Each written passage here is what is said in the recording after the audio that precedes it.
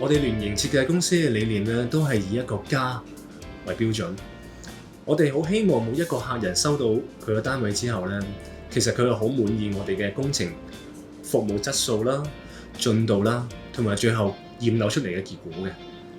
咁當佢收樓嗰時，佢又好開心啦、好自豪啦，分享俾佢身邊嘅朋友。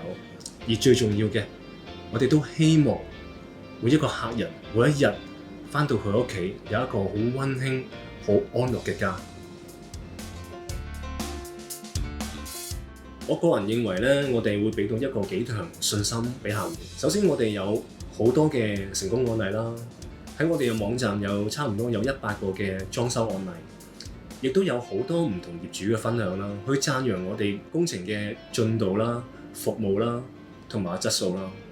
咁我哋亦都係全香港3大裝修配對平台上面嘅白名單嚟㗎。咁質素上絕對有保證咯。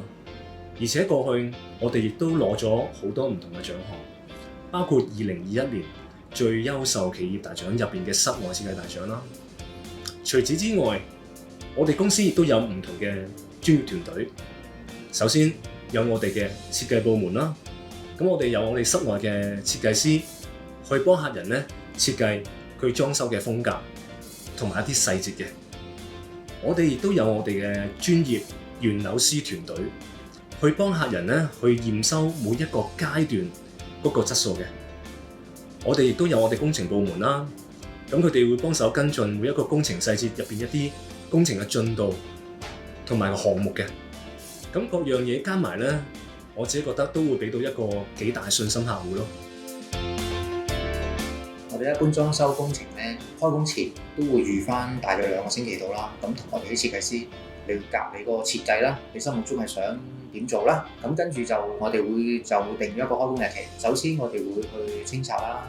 咁清拆完之後咧，夾水電就約埋水電師傅上去夾位。咁夾好完水電就會做水電啦。咁做完啲水電位之後就到泥水。咁泥水師傅就會入去做批盪啦，做鋪磚啦。咁跟住泥水做完之後就會油漆入去鏟底啦、油油啦。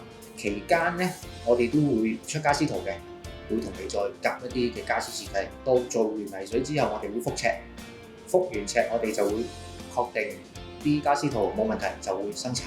生產期間咧，我哋就會做裝其他嘢啦，譬如一啲門啊、燈啊。咁到裝完晒家私就會結具啊、製面啊，咁之後就成個工程就會完成㗎啦。咁就成個工期大約咧，我哋就會預翻大約70個工作天嘅。想知道更多關於裝修工程嘅資訊，咁就要記得 comment、like 同埋 subscribe 我哋嘅 channel 啦。我哋下條片再見，拜拜。